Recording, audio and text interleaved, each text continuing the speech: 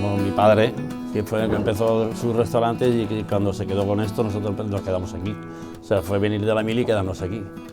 A partir de que ya era el tercer bar de mi padre, entonces ya fuimos poco a poco ir subiendo, poco a poco y estudiando y nosotros y formándonos nosotros y aprendiendo y sobre todo a acercarnos más a la gente.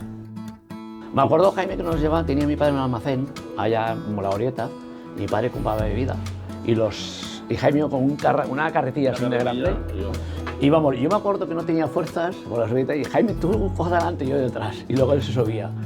Salíamos de fiesta y entonces mi padre nos seguía. Mi padre tenía una cosa, cuando yo tocaba la motito, eso, si estaba caliente, nos dejaba dormir. Si al revés, si estaba caliente, nos despertaba porque hacía poco que hemos llegado, nos llevaba al bar. Si estaba frío, nos dejaba dormir. Para que aprendiera. Claro, ni del que sirve para la noche, sirve por el día. En aquella época los bares eran pubs. Y en ese momento se monta donde estamos. Correcto. Sí. La Tasca Eulalia. La cafetería de este local estaba vacío, se lo dejó un amigo de mi hermano, de mi padre de toda la vida, se lo dijo, déjame el local, vete y monta un bar mientras están tus hijos fuera.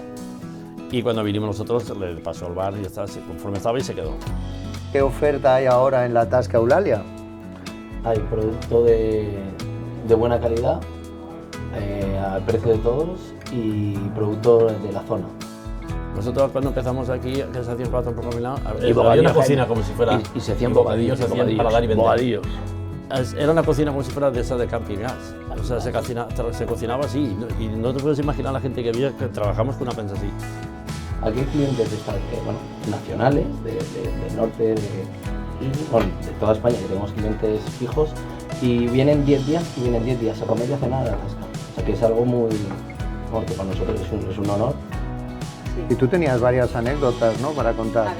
Yo no la he vivido, pero siempre me la han contado, que el primer día de fiestas de Denia, que hacían aquí la entrada de toros, hace años se metía el manso dentro.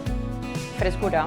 Al final llevan muchos años ellos hablando con todos los clientes y nosotros aportamos pues alguna visión, nuevas ideas, vemos cosas más... Frescura, mucha frescura. Habéis venido de Madrid y de Valencia a Denia, habéis vuelto para quedaros ya, porque Denia, el concepto este de Denia es vida, yo es algo que desde luego comparto. Y decíais que aquí cuando vais a casa de otro hostelero, decís normalmente, no decís el nombre del restaurante, decís... Digo el nombre de la persona. ¿A qué sitios? Dime sitios que le digas, oye, vamos a... Mira, vamos a Almena, vamos al Pegolí.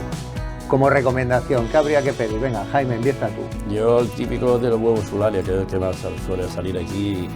Y más que todo porque para mí personalmente le tengo mucho cariño porque fue de uno de los primeros platos que salimos aquí, que yo lo había visto fuera de trabajar. Y su favorita es la tarta de calabaza y chocolate. Está de muerte. Yo me quedo con la de coco y almendra, que la llamamos tarta Eulalia. Yo me quedo con la pelota de puchero, que es muy simple, pero tiene mucha historia porque mi abuela toda la vida en casa nos ha hecho el cocido con su pelota de puchero, que es lo que más me gustaba de pequeño, y aquí seguimos manteniendo el puchero. Yo, como me gusta mucho la cuchara, me gusta el sepia guisada con habas. Y por la cuchara, calentito, como lo servimos con una cazuela de hierro,